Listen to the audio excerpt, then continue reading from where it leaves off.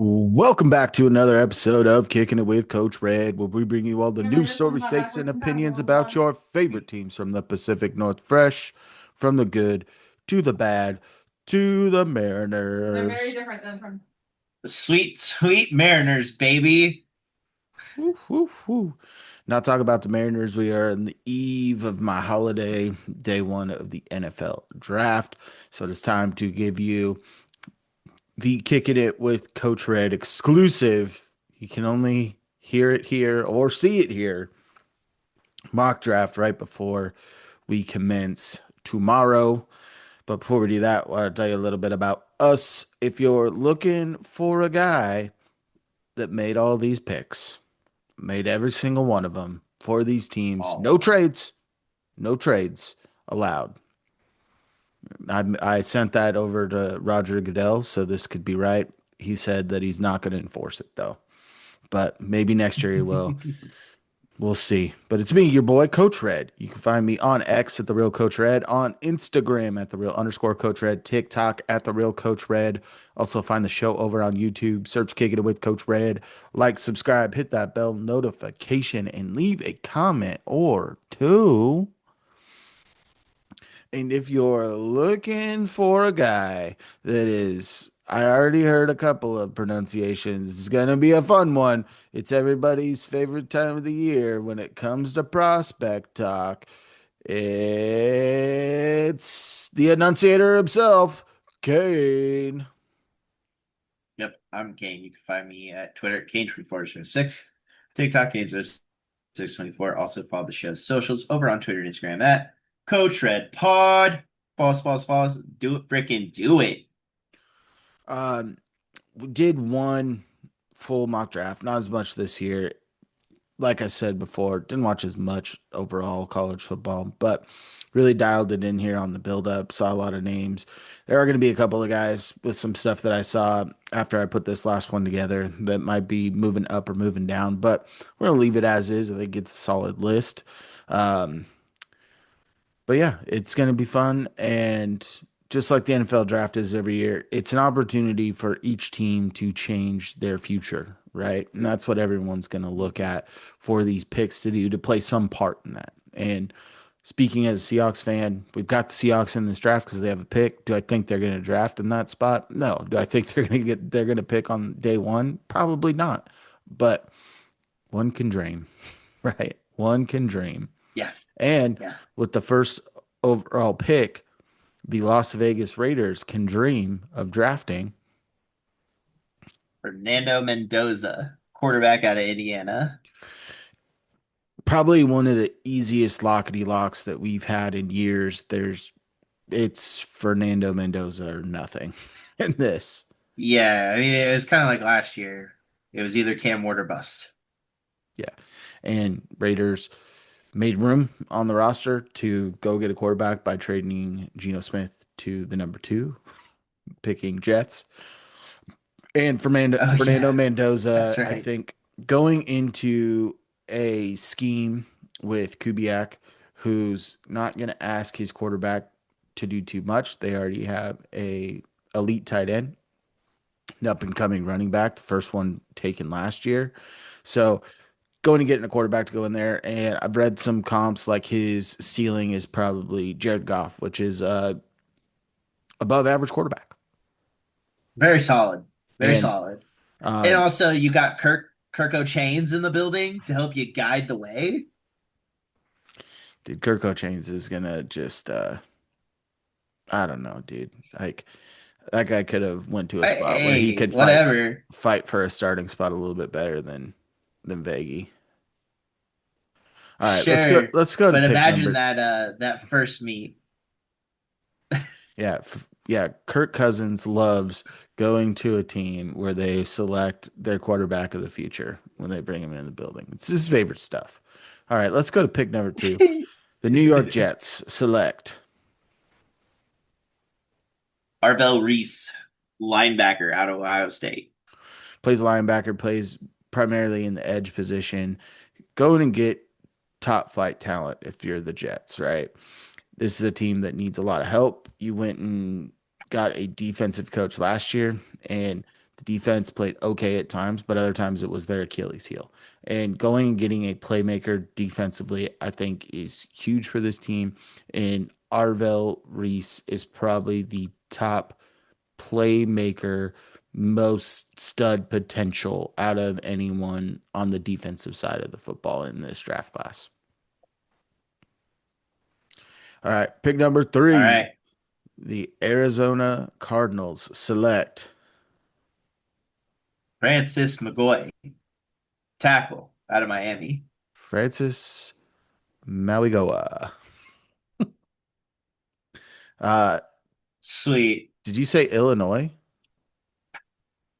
Nice. No, I said Miami. Okay, I could have swore I heard Illinois. No, out of Miami.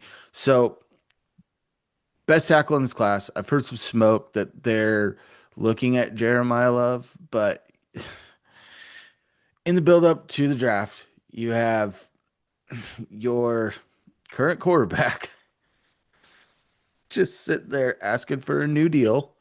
He's not going to be the quarterback of the future. And you don't take a note from the Raiders of last year. Don't take a running back before you're ready just yet. And that's what they're not ready for. You've got to build Yeah. this team up through the trenches. I could see them moving back and hoping that Jeremiah Love still falls to them potentially. I don't think that's going to be the case because I don't think he's getting past five. But accumulating more talent and doing it in the No trenches, I way. think, is something that is very important. They took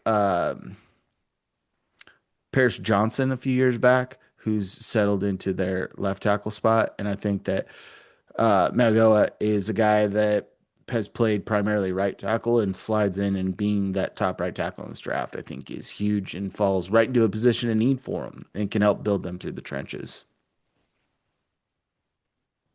All right, pick number four. You have the Tennessee Titans selecting. Jeremiah Love, running back out of Notre Dame. I've seen this a lot, and it's a weird spot, I think, because they have two capable running backs there in Tajay Spears and the headliner and Tony Pollard. As a duo, it's not your weakest spot on this team, but they have fallen in love with Jeremiah Love from everything that I have read. And I think this can bode very well for the Seahawks, where if they can trade out of the first round, they might be able to take one of those picks and go get themselves some Tony P. Because I think Tony Pollard is definitely going to be looking more for a lead back type role. And he's not going to have that when you have Jeremiah Love. And I think Spears settles in a little bit better to a number two role. So with this pick, it can very well help your Seattle Seahawks. That's a bold take there, coach. I like Hey, it.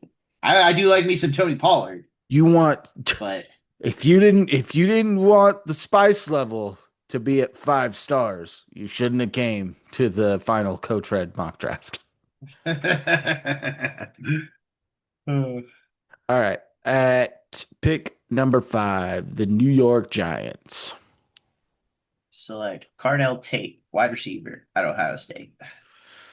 I've seen some smoke that says that Carnell Tate might not be the first wide receiver taken because he still has a little bit of growing to do, but some evaluators don't see him as a true number one wide receiver.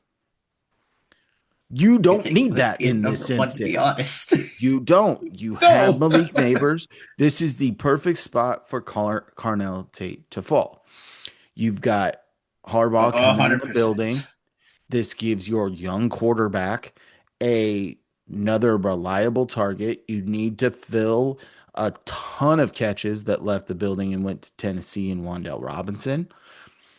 Garnell Tate, this is a slam dunk for me. And I've seen things where he could be Oh, sliding a little bit, but dude, this is about as good as it gets. Like if you're a Giants fan, you're gonna be stoked with this pick. And I the dude, honestly think this might be your best pick of the entire mock draft. well, it's pretty easy to do when you're only 5 picks in. I've Like, got we'll some get good over I this got whole some good thing. stuff coming later. Don't bury the lead, big dog. I But don't I know. think Cardinal Tate just makes too much sense.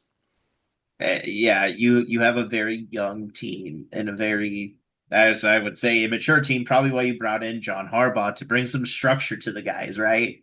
Bring some sense of leadership. And the dude's been at it for a long time. He's been a successful coach, and I think you're just gonna see something blossom up there.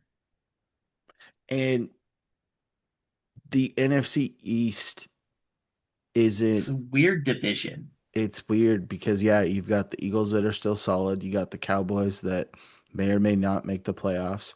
You had the Commanders make a run to the NFC Championship the year before. Um, it's one of those divisions that year in, year out until someone really establishes themselves because you saw the Eagles take a step back last year and they've lost a little bit more talent. And we'll get to them a little bit more later on in the draft. But the Giants could make a play to be that up and coming team like the Commanders did a few years ago. Hmm. Agreed. All right, pick number 6, the Cleveland Browns select. David Bailey, edge out of Texas Tech. I've seen some people, and it's kind of cooled down, but he could go as high as number 2 to the Jets. He's got good production at Texas Tech. Um, Probably your best true edge player. And give me something to Hmm. go across for Miles Garrett, who just set the single season sack record. Like, he's getting double teamed a lot when that's happening, right? Go and give me someone opposite of this because when you're in the every once in a while you get those barn burner of games, right? Between in division. But this division is built on run the football, tough nose defense, the NFC or the AFC North. It's what it Hmm. is. It's Yeah, what you got to play. And putting a guy with a high floor potentially across from Miles Garrett, I think it's a no-brainer. sure, Especially with the guy that has been mocked as high as 2. To get him at sure. 6, it's great. All right. At pick number 7, the Washington Commanders select Mansoor Delane, cornerback, LSU. Mansour Delane. I think that when you look at this Commanders team, the last couple of years, their hole has been cornerback. They made the trade last year with the Saints to try and fortify that, and it hasn't really panned out. Go ahead and get me the top cornerback in this class to join this team. Makes sense. Makes sense to me. All right. Yeah. Go to pick number 8, the New Orleans Saints.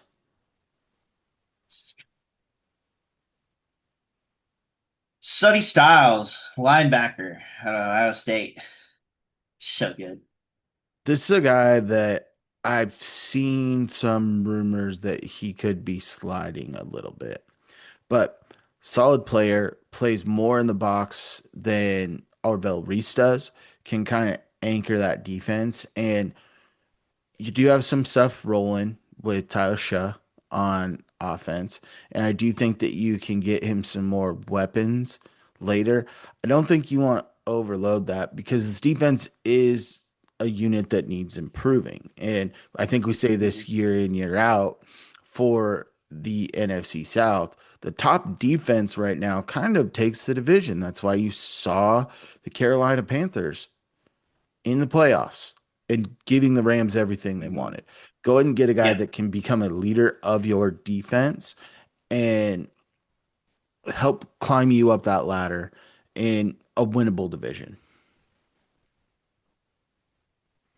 All right, Hmm. at pick number 9, the Kansas City Chiefs select. Ruben Bain Jr., edge out of Miami.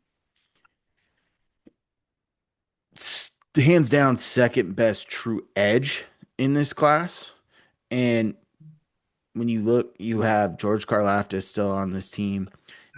You have an aging offense, which I believe I address. I don't. I'm going all in on defense because even when their offense hasn't really clicked the last couple of years to the level Their it did, defense has been very good. it's been very good. And going and getting after the quarterback is something that during their very good years, they found players to plug and play and do that. Karloftis is a good player. And I think that getting Ruben Bain there helps even more and can take more and more heat off your offense to perform, which they went out and spent money and got Kenneth Walker, right? You Mhm. finally get a top flight type running back. They have plenty of options in wide receiver. Their offensive line is still relatively solid. Where I see them needing some help is in the secondary and at the edge position. There wasn't another corner that I liked this early, but Ruben Bain sitting there at 9 makes too much sense. Sure All right. does. Pick number 10, which this has changed. Cincinnati makes the trade for Sexy Dexy. It just number 10 straight up for Dexter Lawrence. And the Giants now reap the benefits and they select. Caleb Downs, safety at Ohio State. I've seen him comped to Earl Thomas. Yeah. Like that's a like you want someone to anchor the back end of this defense. You look at Harbaugh, where has his teams made their bread? It's defensively. We went and got his young quarterback a weapon, and in the second pick in the top 10, go ahead and get me a guy that can lead, kind of like Julian Love did early on for us in Seattle. Yeah. When he came along, you had a younger defensive backfield. Julian Love was kind of that guy. I think Caleb Downs could be that guy very quickly. This guy was a starter at Alabama, transfers and goes to Ohio State and wins a natty and is seen as a do-all safety. The kid's a stud. Mhm. Stud. All right, pick number 11. The Miami Dolphins select. Spencer Fano, tackle out of Utah. I like this pick because I do think you have Austin Jackson going into the last year of his deal. Former first round pick for him. Never really lived up to the hype. At best case, he's been serviceable. Also with Fano, he's taking reps at multiple positions. This guy could play all across the line. So even if he's not ready to step into one of your tackle spots immediately, he's going to contribute early on. The Dolphins rip this thing kind of down to the studs, right? So you've got a mobile quarterback, Malik Willis. Let's keep him upright. Let's open some running lanes for him. And I think that Fano gives you the versatility to do that. Where did Jalen Waddle go again? To the Denver Broncos. That's why uh, the Dolphins select at pick number 30. Makes sense. Okay. All right. At pick number 12, the Dallas Cowboys select. Dylan Theineman, safety out of Oregon. I think his best fit is with the Vikings because the Vikings do need a safety with Harrison Smith going out, and they love white safeties, right? Harrison Smith was one of the better ones. But the Cowboys secondary has been the bane of their existence for years. And Thielemann is a just great player in the secondary. He's not as physical as Caleb Downs, but can play that high and can really help make this Cowboys defense take a step in the right direction. Yeah, but Does it go work if mom does All dishes right. while I'm At cooking? yeah. pick number 13, the LA Rams select. Makai Lemon, wide receiver out of USC. This is the most mocked, I think, player to any team outside of Fernando Mendoza.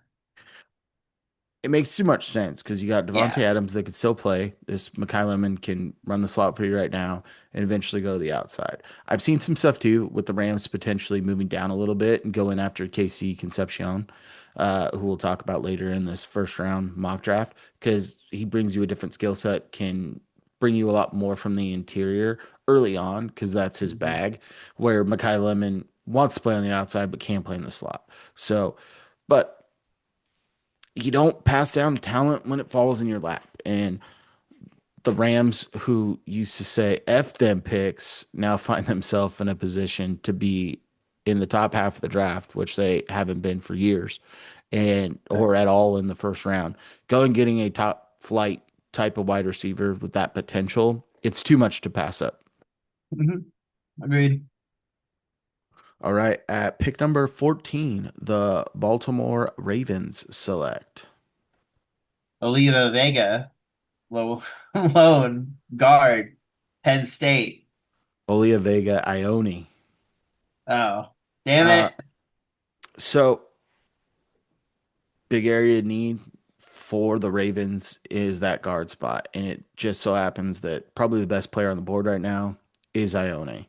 And I've seen stuff too where maybe the Steelers try to jump their division rival and get that Rams pick and select Ione in that spot. But when you have Derrick Henry and Lamar Jackson, you want to keep Lamar on the field. You want to open up holes for Derrick Henry. You want to open up holes for your boy Lamar Jackson as well. Ione is hands down the best guard. He's a first round talent. He is a bigger school version of our boy Gray Zabel. Put him on a team that makes the most sense. Yeah. All right. At pick number 15, the Tampa Bay Buccaneers select. Kenyon Sadiq, tight end out of Oregon. I It know makes that too much sense. I mean, they did bring back Kate Otten, but the one Sure. thing that you look at with this is Kane Sadiq is hands down more of a wide receiver than he's going to be a tight end. And in losing Mike Evans Hmm. in free agency, you need a big body wide receiver. You've got Abuka, you've got Jalen McMillan, you have Chris Godwin. None of those guys are really the most physically imposing guys that are going to go high point a bunch of balls for you. The closest one is Abuka, right? Who kind of faded down the Right. stretch. Sadiq gives you a I mean, true Kate red zone Otten's threat. all right too. He's Like, solid, dude. I love Kate Otten. yeah, But I I, did. I Trust don't me, think I this know. pick I I like don't Kate think this Otten. pick takes too much away from Kate Otten because their skill sets are so vastly different. And Sure, it's like let's wrap it around to Seahawks terms, right? Because it's a Seahawks first podcast. This is like your Jimmy Graham type player. You don't need like the Seahawks try to do to sure. make Jimmy Graham an inline blocker, which Kate Otten is good at. Kenyon City gives you Yeah, the option to be a playmaker from the slot or outside when you're in the red zone. sure. What Elijah Arroyo is supposed to be, Yeah, sure. basically. Sure. All right, All right. that Pick number works. 16, the Jets select. Jordan Tyson, wide receiver out of Arizona State. If the health concerns weren't there, and I've even seen him drafted ahead of Makai Lemon, go and get somebody to play across from Garrett Wilson, right? Yeah, We went and addressed the defense early in this draft for the Jets. Now we're gonna go give Geno Smith another target. it won't help him, but it might. Might. It might. All right. At pick number 17, the Detroit Lions select. Monroe Freeling, tackle, Georgia. The fit's too good. I mean, true left tackle You out of have to. Georgia. You you lose Decker to retirement. This couldn't have worked out any better for the Lions in this scenario, how the board just fell to them. You get a you get a top three tackle in this draft class and you don't have to move. Yeah, It's great. Great news for them. it's like us last year. I don't think anybody was trying to move up to snag Gray Zabel. Let's Well, just sure, but like it was in a all things position of need, and considered. it just fit where I think that value and Yeah. positional need lines up very well here. Yes. Agreed. All right, pick number 18, the Minnesota Vikings select Emmanuel McNeil, and I don't know how to Warren. what Warren. cool. Safety out of Toledo. It's a big soul for him. You lose a leader in this team. I think that Thieneman makes more sense if he gets there. I think they sprint that thing up. But you've seen the Vikings draft a lot for need in the past. They really have. So their biggest hole for me is safety. I'm going to fill their biggest hole with a guy that is seen as a first rounder. He was the guy that kind of has been sliding a little bit. So you could even see them move back potentially if Mhm. you're looking for some guys that are trying to make some moves up the line. But I still think it could be a good fit. All right, pick number 19, the Carolina Panthers select. Omar Cooper Jr., wide receiver, Indiana. Who said you can't take wide receiver in the first round 3 years in a row? Not the Dude, Panthers. I was just thinking that. Not the That Panthers. would be wild if Because it truly happens. Xavier Legette hasn't lived up to expectation. Ted McMillan has. And Mark Cooper Jr. is a guy that's been skyrocketing up boards. You you have a very solid defense with this team. There's not a tight end that you take here. Like you've got a great running back room Mm. with Chuba and God, who's their other running back that's escaping me right now? He's been injured. He played one game. He was huge coming out of college. Oh yeah, Brooks out of Texas. Yeah, yeah, I was also thinking of Rico Dowdle, but they Rico don't Dowdle was have about to Rico say. Dowdle anymore. But I think this is way too rich to go get another running back. So go ahead and give me a guy that's really flew up the boards, was Fernando Mendoza's favorite target, can also go make big plays. It gives you so many different options offensively.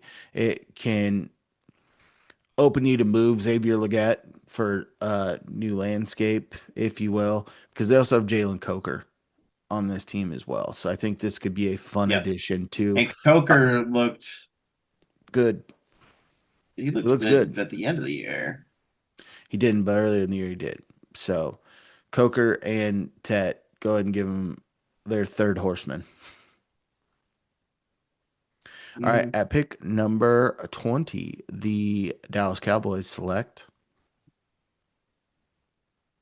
CJ Allen, linebacker out of Georgia. the Cowboys love box linebackers that play the run super well. They've had them for years and Yes. years and years and years. They do not have that right now. Plus, with CJ Allen, he's more of a run first guy, but he's going to play a little bit more in the box with Hmm. pass rush upside. You you got this pick because you traded away Micah Parsons. Do I think that CJ Allen is Micah Parsons? I do not. But do I think he can help fill that void? Boy, I do. 100% I do. So go ahead and give me CJ Allen to the Cowboys. All right. At pick number 21, we have the Pittsburgh Steelers. They select KC Concepcion, wide receiver out of A&M.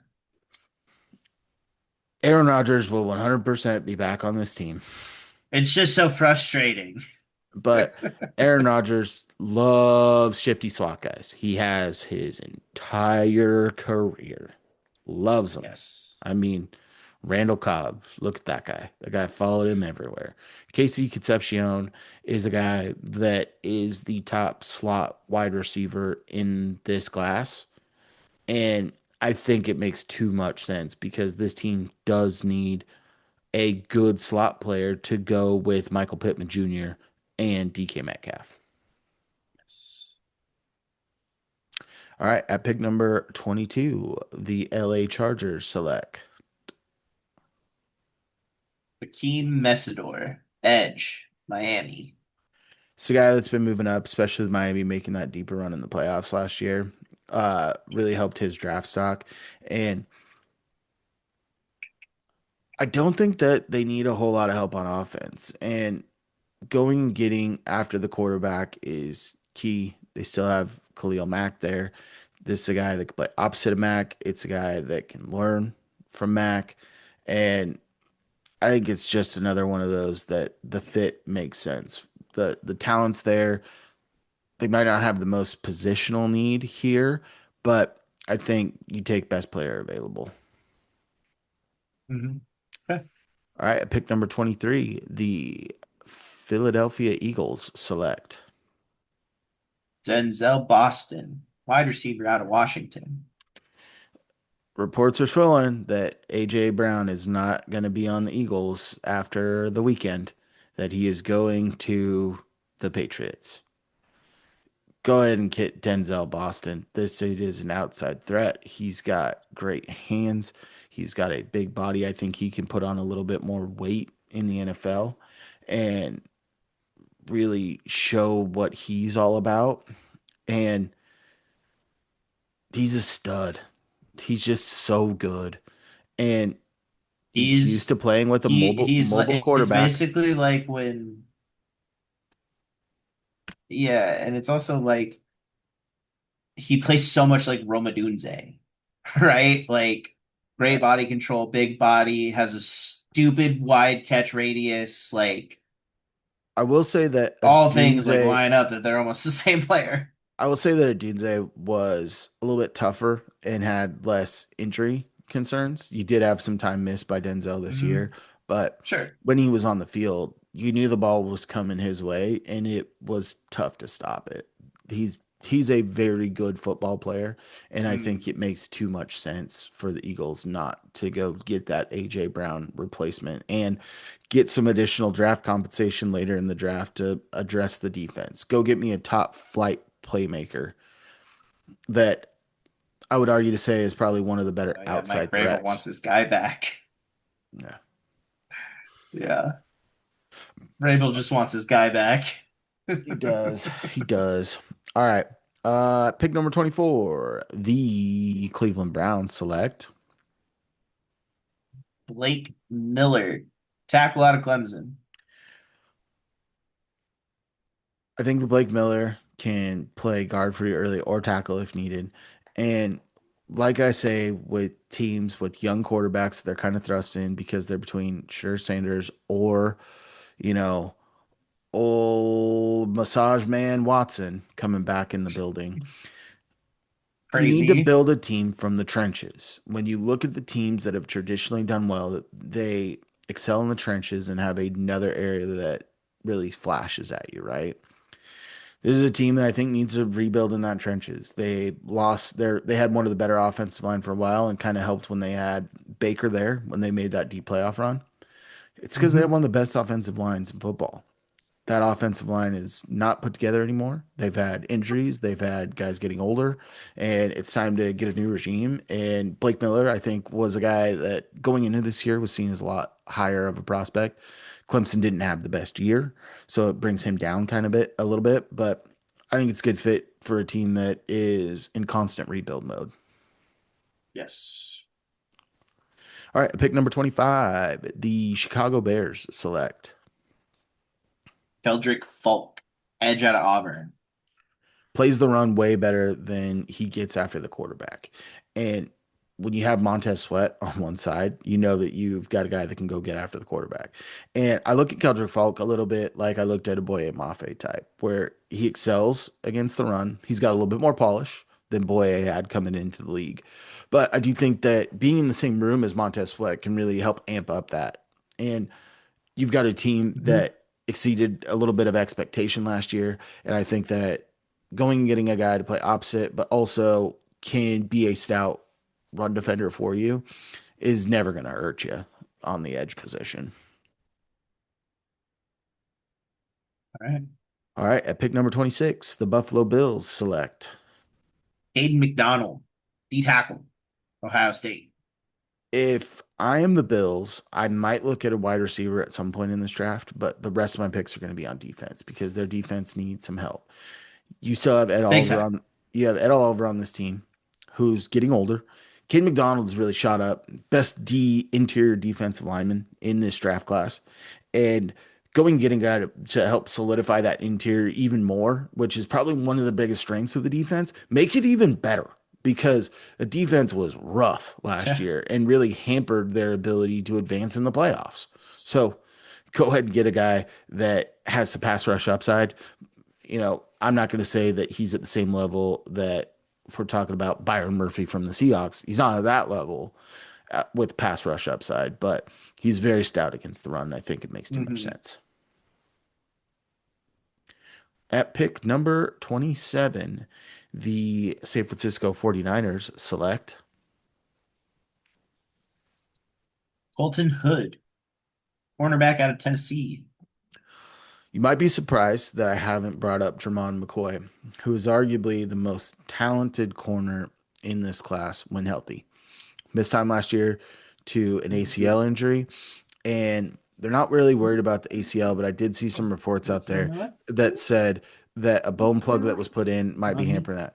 Colton Hood is still a first round talent, and when you look at the 49ers team as a whole, this is hands down their biggest weakness.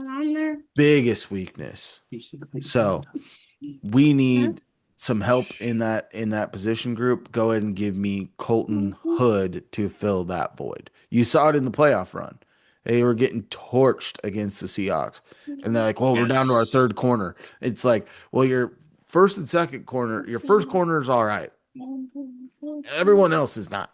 Go ahead and give me a first round talent at the cornerback spot. Yeah, exactly. All right, at pick number 28, the Houston Texans select. Gaden Proctor, tackle out of Alabama.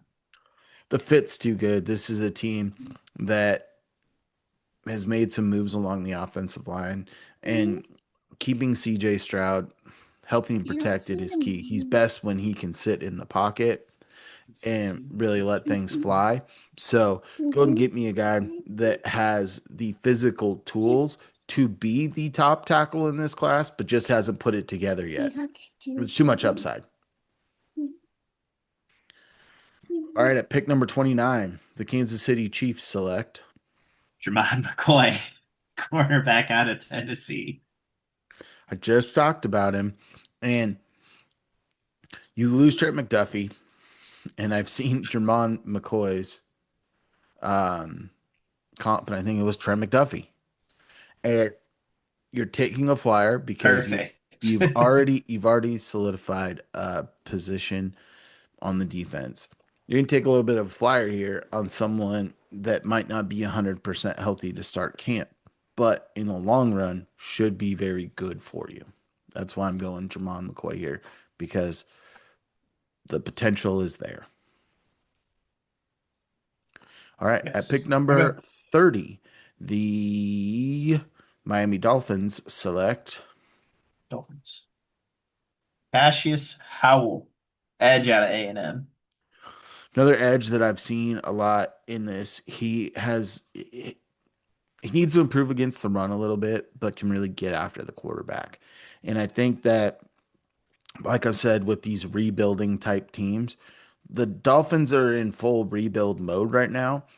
Go ahead and fortify your trenches. That's what you do when you're in a rebuild. You fortify the trenches, Mhm. what you should do first. It's how many teams make it deep into playoff runs, is they have elite trenches. Go ahead and help them out with getting one of the better edge rushers in this class. All right. At pick number 31, the New England Patriots select. DJ Parker, edge out of Clemson.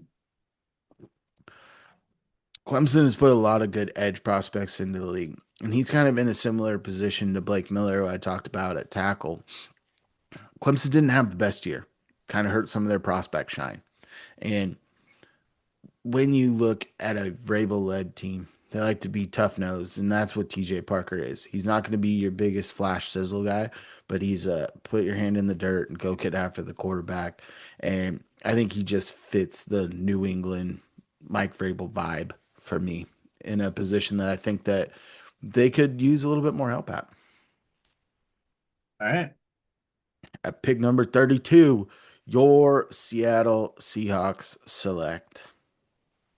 Chris Johnson, cornerback out of San Diego State. Oh God, the flashbacks. You said cornerback, not running back. Chris Yeah, I know. I Johnson. said corner. Chris Johnson. I know. I was making the San Diego State running back Rashad Penny correlation there for everybody. Yeah. Um, Chris Johnson has been flying up everyone's prospect boards. He had 4 picks last year. He has good size for the position. I think he's 6 foot, 6'1", right around 200, 205 pounds. Um, he's a true outside guy, and that's one of the things the Seahawks need. If you listened to our Seahawks mock draft, I I've seen picked Gabe Jackus in that edge out of Illinois, and I've seen things that have said he's going to go middle to end of the second round. I've also seen things that say he's going to be in the first round. If he is in the first round, I think it is to Seattle because I think there are some more intriguing cornerbacks that you can find. But Chris Johnson reeks of Reek Woolen a little bit here because a little bit of a smaller school vibe. He's got good tools and he's got decent production in college. And you really look at what Mike McDonald has been able to do with the cornerback room and just this defense as a whole. You bring a guy in that might coming from a smaller school, you have a little bit of that chip on your shoulder, which is good to have. But also, you're a little bit more coachable. You're not like, well, yeah, I was playing at, Alabama or Ohio State. Like, I was playing with the best guys in the business day in, day out, and I was the stud. Like, get out of my way. I already know what I'm doing. I think that Chris Johnson is a name that Mhm. I've seen go as high as, in the mid 20s, early 20s. To have him at 32 was too much of a value for me to in some people's minds reach for Gabe Jackus in this So I like a final fifth year mock. option on a corner, dude. I do What? like a fifth year. I do like a fifth year option on a cornerback Yep. after putting the one on Spoon. Since we drafted, I fell in love with drafting corners. It's your favorite thing now, Dude, getting into it old corner is. drafts. But the one thing that we know is there are going to be some of these guys that are standouts for their teams. This is seen as a weaker draft compared to some of the years past, but I do think that it's fun. You get to see kids' lives change, and you get to see everyone, Yeah. for the most part, is excited about most of their picks when we come out of a draft. You can find something that makes you get hyped, even in some of those years where the Seahawks had some picks that didn't really pan out in the long run and were kind of like, what are we doing here, right? You look at like an Hmm. LJ Collier, but you also look at a Bruce Irvin getting picked in the middle, and everyone's like, what the hell are the Seahawks doing? Bruce Irvin turned to be pretty good for the Pretty. Seahawks. He was really good in the LOB days, right? I mean, he was part of it. Oh, he was. And then you sat there, you're like, all right, you go and get this, in the second round, you go get this okay linebacker out of Utah State, and then you go get a small quarterback out of Wisconsin.